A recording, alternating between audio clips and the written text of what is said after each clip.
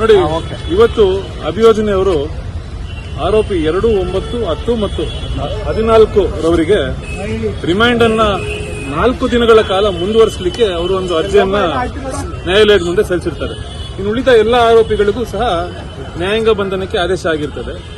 ನೋಡಿ, ಈ ಅರ್ಜಿ ಏನು ಅವರು ಸಲ್ಲಿಸಿದ್ರು ಅಂದ್ರೆ ಈ 4 ಜನ ಆರೋಪಿತರಿಗೆ ಆ ಅರ್ಜಿಯನ್ನು ನಮ್ಮ ತಕರಾರುಗಳನ್ನು ನಾವು ಸಲ್ಲಿಸಿದ ನಂತರ 2 ದಿನಗಳ ಕಾಲ ಅಂದ್ರೆ 22ನೇ ತಾರೀಕಿನವರೆಗೂ 22ನೇ ತಾರೀಕು ಸಂಜೆ 5 ಗಂಟೆಯ ಒಳಗಡೆ ಅವರನ್ನ ತಂದು ಹಾಜರುಪಡಿಸತಕ್ಕದ್ದು ನ್ಯಾಯಾಲಯದ ಮುಂದೆ ಅಂತ ಆದೇಶ ಆಗಿದೆ.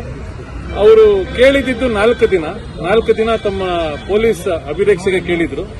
ನ್ಯಾಯಾಲಯ ವಾದ ಪ್ರತಿವಾದಗಳನ್ನು ಆಲಿಸಿ 2 ದಿನಗಳ ಕಾಲ ಈ 4 ಜನ ಆರೋಪಿತರನ್ನ ಅಂದ್ರೆ ಆರೋಪಿ 2, 4, 9 ಹಾಗೂ 2, 9, 10, 14 ಆರೋಪಿಗಳಿಗೆ 2 ದಿನಗಳ ಕಾಲ ಪೊಲೀಸ್ ಅಭಿರಕ್ಷೆ ನೀಡಿದ್ದಾರೆ. ಸರ್, ಈಗ ಜೆಸಿಗೆ ಕೊಟ್ಟಿರ್ತಕ್ಕಂಥ ಆರೋಪಿಗಳ ಸಂಖ್ಯೆ ಎಷ್ಟು ಅಂತಕ್ಕಂಥದ್ದು, ಯಾಕಂದ್ರೆ ಯಾರ್ಯಾರು ಅಂತಕ್ಕಂಥದ್ದು ನೋಡಿ, ಈ 4 ಆರೋಪಿಗಳನ್ನ ಹೊರತುಪಡಿಸಿ ಎಲ್ಲಾ ಆರೋಪಿಗಳನ್ನ ನ್ಯಾಯಾಂಗ ಬಂಧನಕ್ಕೆ ನೀಡಿರ್ತಾರೆ.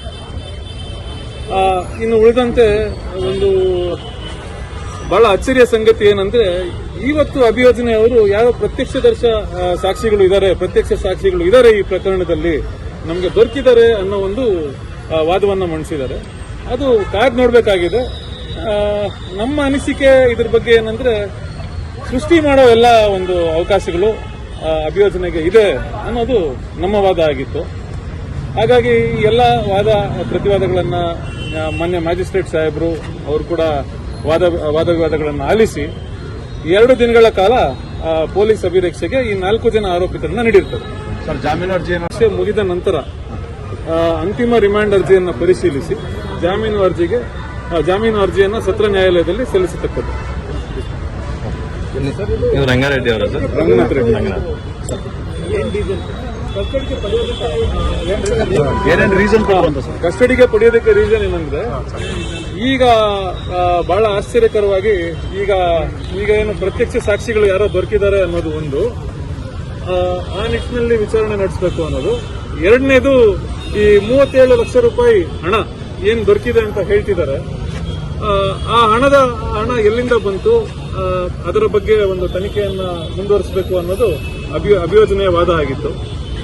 ಇದಕ್ಕೆ ನಮ್ಮ ತಕರಾರು ಏನಾಗಿತ್ತಂದ್ರೆ, ನಮಗೆ ಸರ್ವೋಚ್ಚ ನ್ಯಾಯಾಲಯದ ಆದೇಶಗಳ ಪ್ರಕಾರ ರಿಮೈಂಡ್ ಅರ್ಜಿ ಹಾಗೂ ಬಂಧನದ ಕಾರಣಗಳನ್ನ ನೀಡದೇ ಇದ್ದಲ್ಲಿ ಆ ರಿಮೈಂಡ್ ಅರ್ಜಿ ಊರ್ಜಿತ ಆಗೋದಿಲ್ಲ ಅನ್ನೋದು ನಮ್ಮ ವಾದ ಆಗಿತ್ತು.